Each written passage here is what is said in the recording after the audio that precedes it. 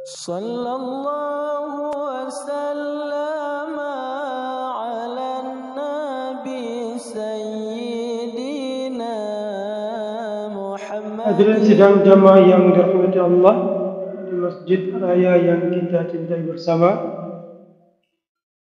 Bertemu kembali kita pada pengajian As-Sirah An-Nabawiyah. Pada pertemuan yang lalu kita sudah menyebutkan tentang atau sisi dari Allah menjaga Nabi kita Muhammad SAW dari segi nasab, keturunan, kemudian penjagaan di masih kecil. Assalamualaikum, jangan lupa like, comment, and subscribe. Bye. Assalamualaikum warahmatullahi wabarakatuh. Alhamdulillah rabbil alamin, wal aqibatu lil muttaqin, wala udwana illa 'alal zalimin.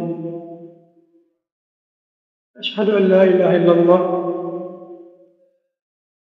wahdahu la syarika lah, wa ashhadu anna Muhammadan abduhu wa rasuluh, safiyuhu min khalqihi وحبيبه. نشهد أنه قد بلغ الرسالة وأدى الأمانة ونصح للأمة وتركنا على المحجة البيضاء ليلها كنهارها لا يزيغ عنها إلا هالك.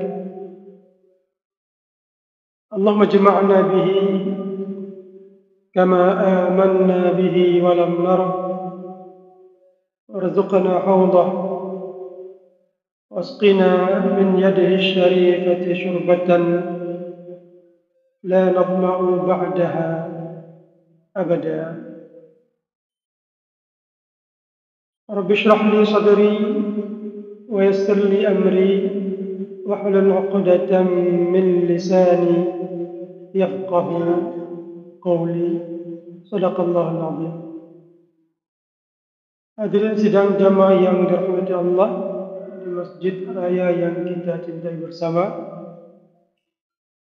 Bertemu kembali kita pada pengajian As-Sirah An-Nabawiyah. Pada pertemuan yang lalu kita sudah menyebutkan tentang atau sisi dari Allah menjaga Nabi kita Muhammad SAW dari segi nasab, keturunan, kemudian penjagaan di masih kecil sejak dalam kandungan, kemudian dilahirkan sebagai anak yatim. Walaupun terlahir sebagai anak yatim, tapi Allah menjaga dan memberi perlindungan kepada Rasulullah SAW sehingga Rasulullah SAW tumbuh layaknya seorang anak yang baik, terjaga, terpelihara dari kejahatan-kejahatan anak-anak dan juga kejahatan-kejahatan remaja. Kemudian di umur Rasulullah SAW 12 tahun dibawa oleh paman beliau berdagang ke negeri Syam. Belum sempurna memasuki daerah Syam, baru berada di tempat sebuah kota yang disebut dengan Busra. Di situ berjumpa dengan seorang pendeta yang bernama Bahira. Bahira adalah penganut ajaran Nasrani yang diberikan oleh Allah karamat, kemuliaan-kemuliaan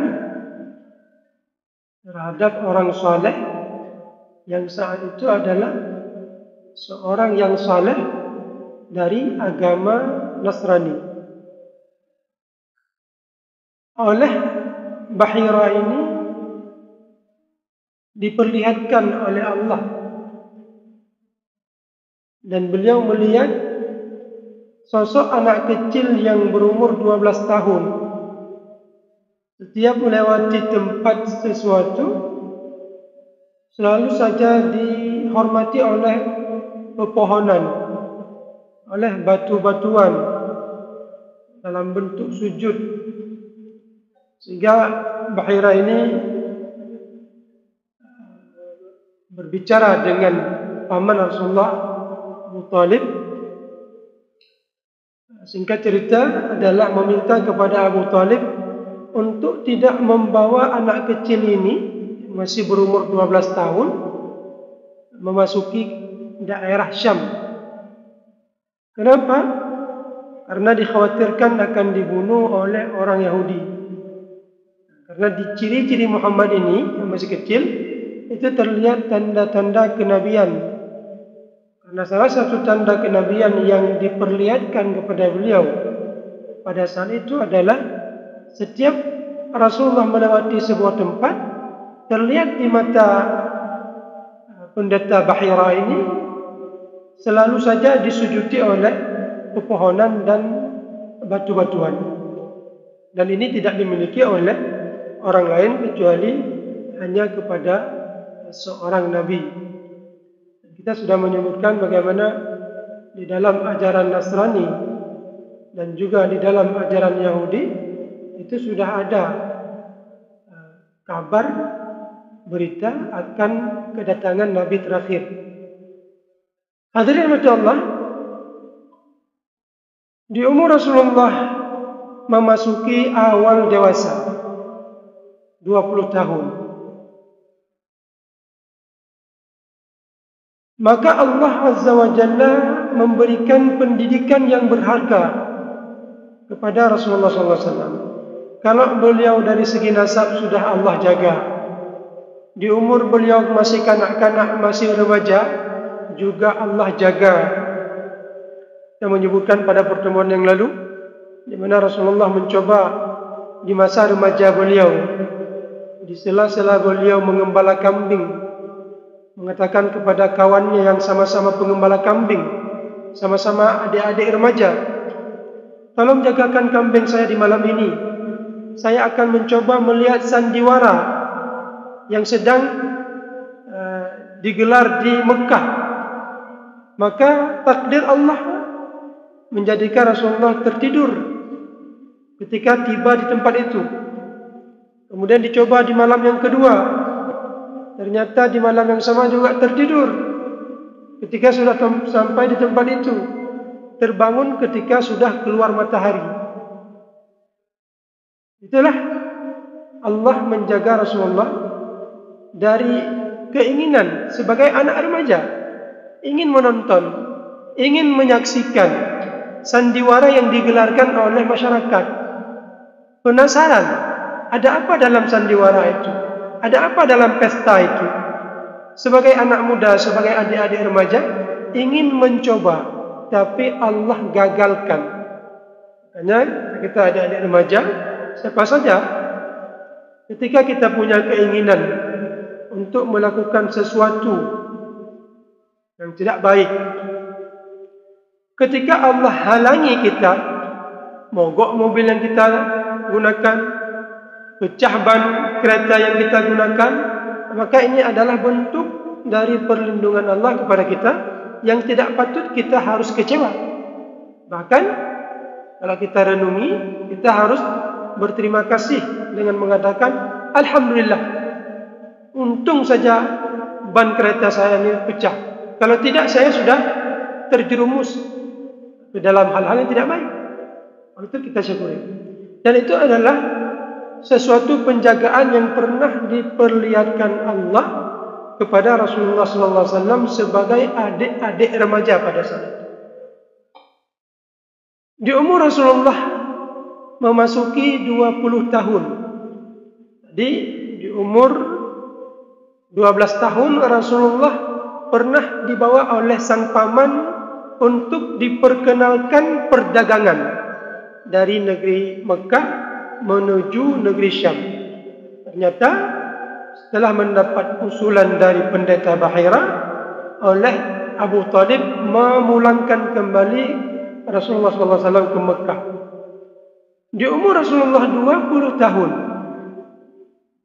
Allah ajarkan Rasulullah sesuatu yang berhubungan dengan kebijakan-kebijakan Rasulullah di masa yang akan datang, yang nantinya beliau akan menjadi orang penting, yaitu Rasulullah SAW, yaitu perdagangan. Kemudian peperangan. Perdagangan. Kenapa perdagangan? Karena perdagangan itu berhubungan dengan negosiasi, berhubungan dengan interaksi, berhubungan dengan menghadapi kondisi bermasyarakat, tawar-menawar, cari celah supaya dibeli, cari cara. Kemudian yang paling penting adalah al-amanah.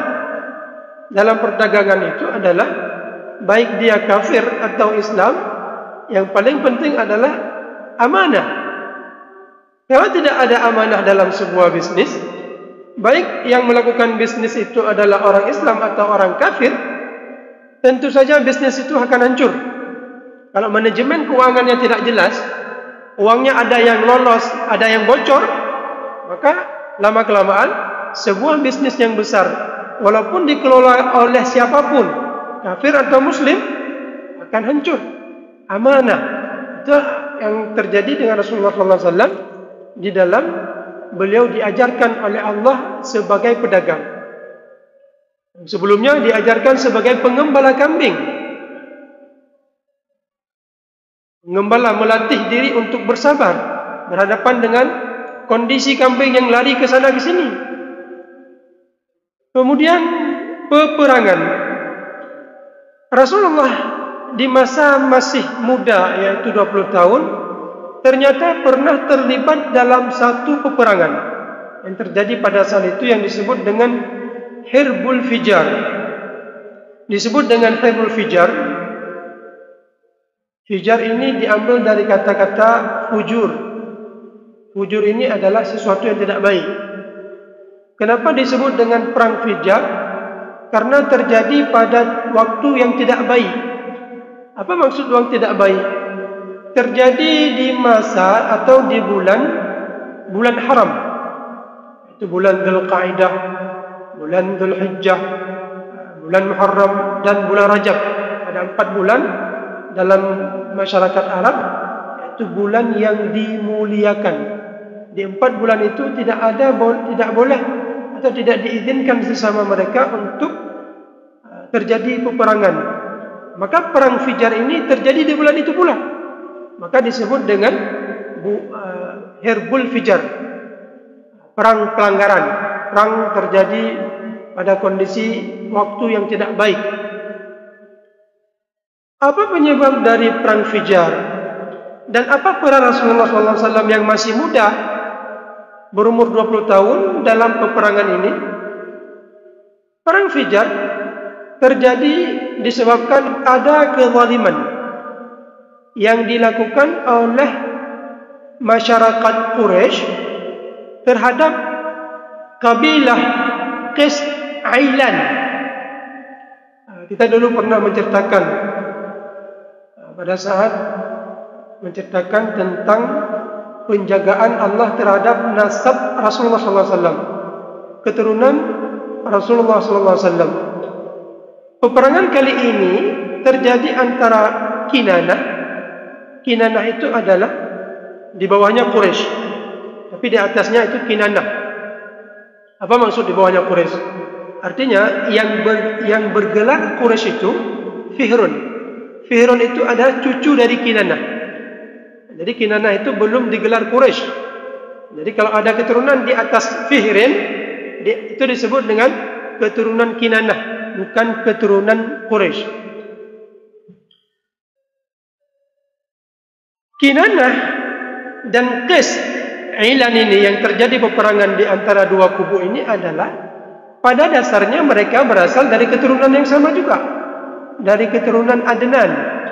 Adnan punya anak namanya Ma'ad. Ma'ad punya anak namanya Nizar. Nizar punya anak namanya Mudar. Mudar punya anak, nama anaknya Qais Ailan. Kemudian anak yang kedua Ilyas. Dari Ilyas ini timbul Fihrin, Khuzaimah, Mudrikah, Fihrin, itu Bani Kinanah. Dari Qais Ailan ini timbullah kabilah yang sebentar lagi berperang dengan Kinanah ini. Jadi mereka bertemu nasab mereka di kakek mereka yang bernama Mudar. Salah seorang dari Quraisy atau Kinanah itu melakukan kezaliman terhadap Qais Ailan ini. Maka setelah kezaliman itu terjadi, kemudian oleh Qais Ailan ini mempromosikan, menyebarkan kepada masyarakat luas bahwa mereka sudah dizalimi, maka akhirnya terjadilah peperangan antara dua kubu ini, yang pada peperangan itu Rasulullah terlibat. Ini bentuk dari Allah mengajari Rasulullah, mempersiapkan Rasulullah di untuk masa yang akan datang, karena Rasulullah akan berhadapan dengan peperangan. Perang pertama adalah perang Badar, perang Uhud, dan peperangan selanjutnya. Maka di masa Rasulullah masih muda, Allah berikan peluang untuk Rasulullah untuk melatih diri dalam berhadapan dengan peperangan. Karena Rasulullah pada saat itu cuma hanya masih berumur 20 tahun dan masih sangat muda, maka peran yang dimainkan oleh Rasulullah SAW pada saat itu adalah hanya sebagai orang mempersiapkan anak panah. Jadi anak panah, peluru-peluru dalam yang dibutuhkan dalam peperangan itu, yaitu berupa anak panah, itu Rasulullah persiapkan, kemudian diberikan kepada paman-paman beliau yang terlibat dalam peperangan. Jadi beliau ambil panah, kemudian diberikan kepada paman-paman kalau panah mereka sudah habis.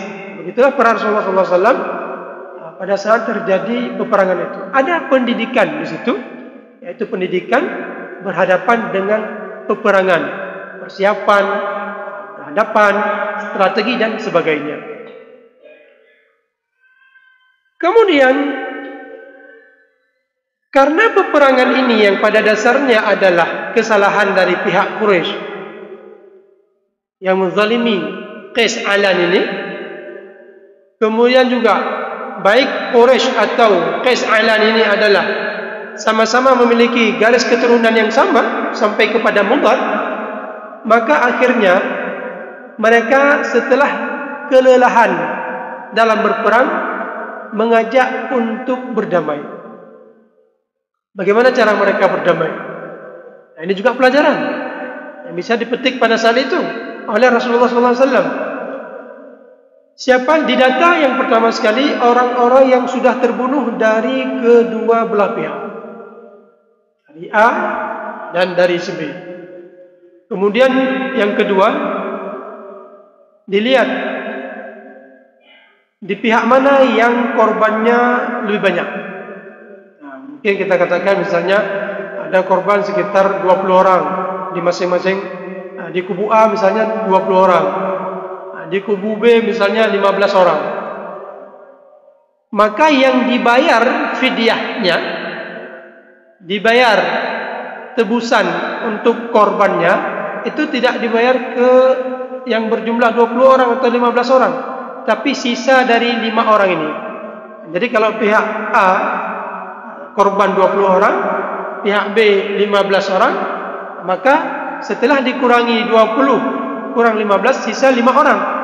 Berarti pihak B ini membayar untuk pihak A sebanyak 20 orang. Kalau masing satu orang misalnya 100 ekor unta, berarti hanya dibayar 500 ekor unta. Jadi tidak dibayar sampai 20 ekor unta. Kemudian pihak A tidak membayar 100 kali 15 ekor onta dan pihak B tidak membayar 100 kali 20 ekor onta, tidak seperti itu, tapi dikurangi, yaitu sisa dari 5 yang menjadi korban. Hadirin Allah, walaupun Rasulullah masih muda dalam peperangan Fijar ini, yang peperangan Fijar ini disebabkan oleh kezaliman, ya. Walaupun Rasulullah ikut dalam barisan, Rasulullah kan berada di dalam kabilah Quraisy, kabilah Kinanah, ikut barisan membantu Kinanah ini, yang sebelumnya kita ketahui Kinanah inilah yang melakukan kezaliman kepada Qais Ailan ini, yang berakhir dengan perdamaian.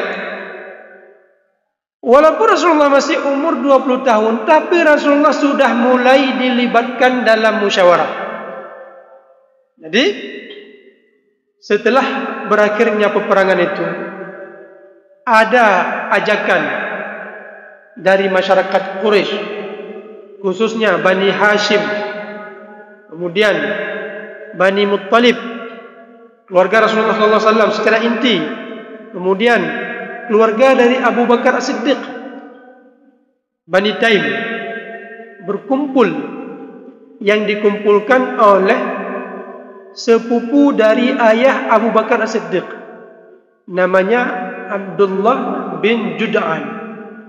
Abdullah bin Jud'an ini adalah seorang masyarakat Quraisy yang hidup di masa jahiliyah dengan kondisi sangat mulia. Apa maksud mulia? Beliau memberi makan orang-orang miskin. Kemudian apalagi? Suka kepada kebaikan. Apalagi? Tidak rela melihat kezaliman.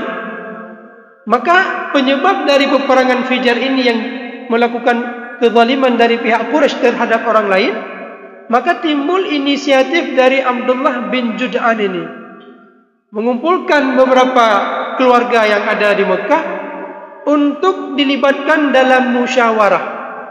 Dan salah satu orang yang terlibat dalam musyawarah itu adalah Rasulullah SAW yang masih muda, yang masih berumur 20 tahun. Apa musyawarahnya? Atau apa kesimpulan yang lahir dari musyawarah itu? Kesimpulannya adalah, siapa saja orang yang terzalimi, baik dia dari kalangan Quraisy ataupun dari kalangan yang lain, maka yang ikut terlibat dalam musyawarah ini adalah komitmen untuk membantu orang yang terzalimi dan melawan orang yang menzalimi. Terima kasih.